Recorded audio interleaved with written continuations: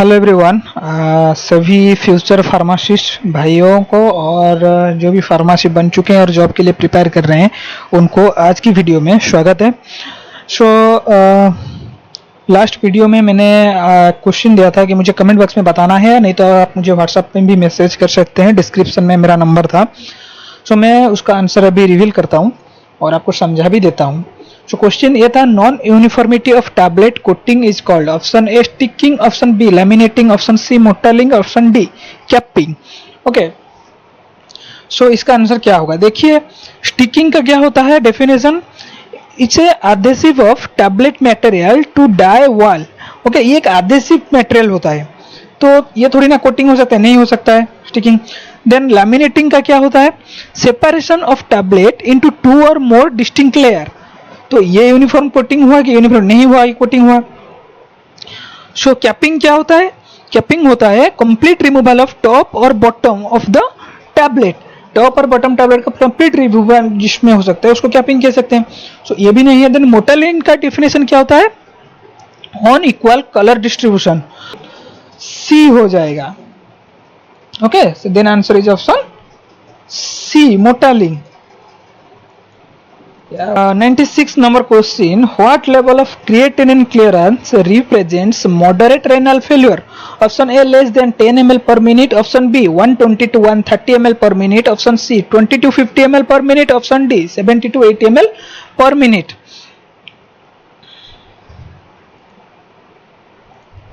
Normal creatinine level कितना होता है? अगर mg पर dl में देखें तो कितना होगा?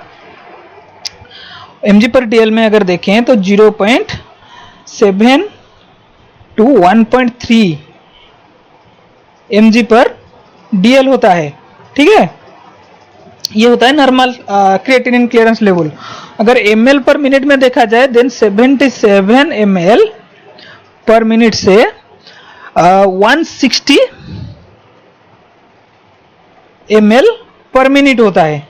ठीक है, देन इन ऑप्शन में से कौन सा सही होगा? Less than 10 ml per minute. ये तो पूरा क्लियर है, मतलब किडनी फेलियर ही बोल सकते हैं ना ये। लेकिन पूछा क्या गया है? मॉडरेट। ठीक है, प्योर किडनी फेलियर नहीं, मॉडरेट किडनी फेलियर के बारे में बचा, रेनल फेलियर के बारे में पूछा है।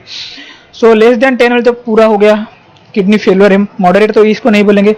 120 टू 130 ml पर मिनट, हाँ ये नॉर्मल में काउंट होगा, ये थोड़ा ना रेनल फेलियर में काउंट होगा, ये नॉर्मल में काउंट होगा। Then 20 to 50 ml per minute, ये भी पूरा हो गया। ऑप्शन देखिए, ऑप्शन क्या दिया गया है? 70 टू 80 ml पर मिनट, ये नॉर्मल हो गया। सॉरी, ये अब नॉर्मल है 20 टू 50 ml पर मिनट, तो आंसर यही होगा 70 टू 80 ml। हमारा ये देखो ना क्या दिया गया है? ml 77 to 160 ml। ठीक है, ये तो मॉडरेट है, ये एक्यूट हो गया। ठीक है, ये मॉडरेट नहीं होता है। 77 टू 160 ml तो एक एक्यूट हो गया, इसको काउंटेबल नहीं किया जाएगा। लेकिन 20 टू 50 ml पर मिनट ये मॉडरेटली काउंट किया जाएगा। लेस देन 10 ml हो गया तो ये फेल्यूर है भाई, क्रोनिक हो गया ये। Sorry, so the answer is option C. Okay, the next question. So question is, which promote the excretion of acidic drug? Option A citrate, option B methionine, option C ascorbic acid, option D ammonium chloride. So इनमें से कौन सा है जो acid excretion में promote करता है?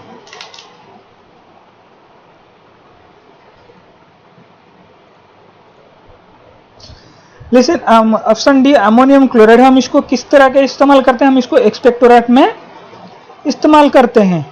ठीक है, तो ये तो आंसर नहीं होगा। ठीक है, देन एस्कॉर्बिक एसिड हमारा विटामिन सी, हम एंटीऑक्सीडेंट के तौर में भी इस्तेमाल करते हैं। और एस्कॉर्बिक एसिड के बारे में हम क्या जानते हैं? एस्कॉर्बिक एसिड आयरन मेटाबॉलिज्म ज्यादा करवाता है, ये बात आपको जानना जरूरी है।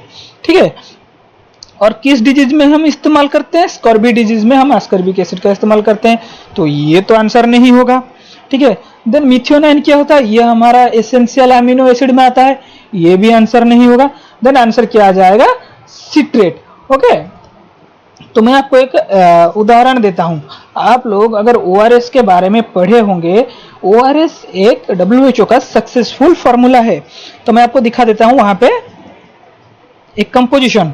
ओके, सॉल्यूशन इट, यहाँ पे देखिए sodium potassium chloride and citrate, composition देख रहे हो ओआरएस का, सिट्रेट 10 मोल पर लीटर।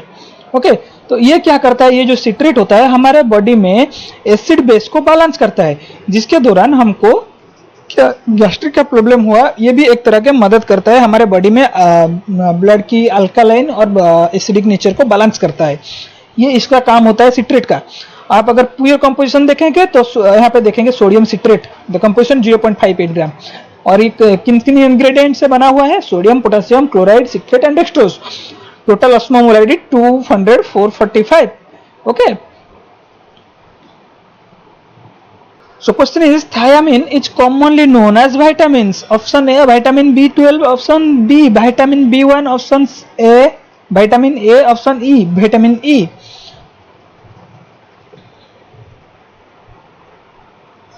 इससे आसान और क्या होगा भाइयों, बच्चों और बहनों, इससे अच्छा क्वेश्चन क्या होगा, नहीं हो सकता ना।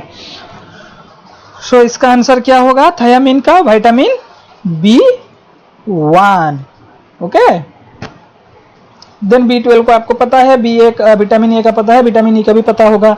इससे आसान कुछ नहीं है, तो इसके ऊपर टाइम बर्बाद नहीं करना है, आगे देखते हैं। Then next question, for which disease ELISA test done. Option A gonorrhoea, option B HIV, option C malaria, option D syphilis. कौन से डिजीज के लिए एलिजा टेस्ट होता है?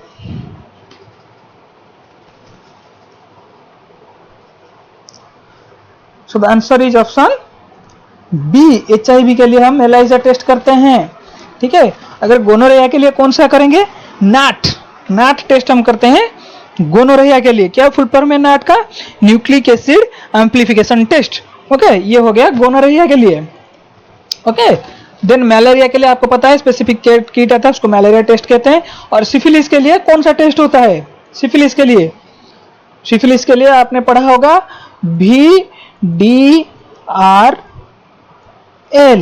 VDRL टेस्ट होता है सिफिलिस के लिए। ओके, डापाग्लिफोजिन कॉज हाइपोग्लिसेमिया, कैसे डापाग्लिफोजिन हाइपोग्लिसेमिया करता है? ऑप्शन है increase glucose uptake in cells, option B inhibition of gluconeogenesis in liver and kidney, option C increase glucose excretion in urine, option D sensitizing insulin receptor.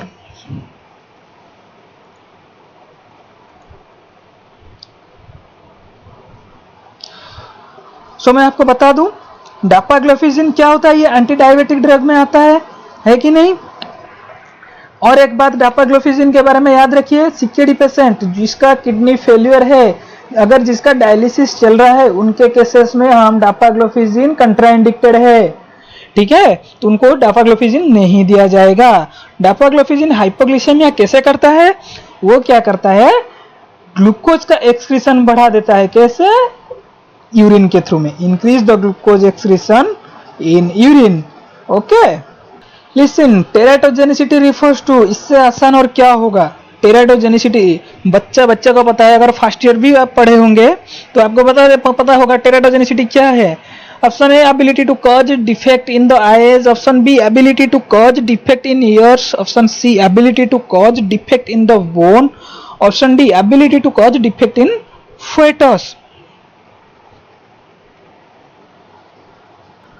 सो बच्चा को ये आंसर मालूम है, option D ability to cause defect in foetus. Fitness को अगर कोई drugs affect कर रहा है तो उसको टेराटोजेनिसिटी इफेक्ट कहेंगे कि नहीं। ठीक है, then next question 102 number question is which of the following drug act as protective ulcer protective agent. Option A sodium citrate, option B ambroxol, option C sucralfate, option D सिमेंटिडिन।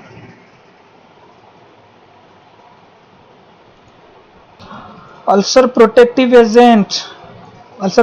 Agent कौन सा होता है? देखिए सोडियम सिट्रेट अभी हमने देखा, कहाँ पे देखा, ORS में। ठीक है, तो वो उसका काम मैं समझाया हूँ, अभी दोबारा वक्त नहीं जाया करूंगा, तो आंसर ये भी नहीं होगा। देन एम्ब्रोक्सोल हमको क्या पता है, म्यूकोलाइटिक एजेंट। ठीक है, कफ में हम इस्तेमाल करते हैं, देन ये तो आंसर नहीं होगा। सिमेंटिडिन और सुक्राल्फेट, सिमेंटिडिन हमारा क्या एस्टो ब्लॉकर होता है। ठीक है, लेकिन ये अल्सर प्रोटेक्टिव तो नहीं होता है। अल्सर प्रोटेक्टिव कौन होता है? सुक्रल्फेट। देन आंसर क्या आ जाएगा? ऑप्शन सी।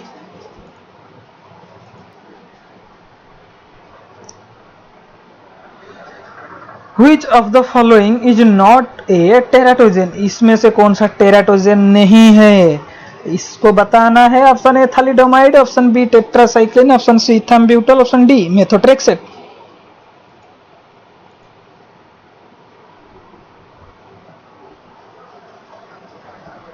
टेट्रासाइक्लिन का आपको पता है टेराटोजेन इफेक्ट है, क्या है?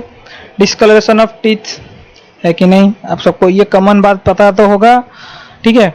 मेथोट्रेक्सेट का भी है, इथाम्ब्यूटल का भी टेराटोजेन इफेक्ट है, लेकिन थैलिडोमाइड का टेराटोजेन इफेक्ट नहीं है। सो द आंसर क्या हो जाएगा? थैलिडोमाइड।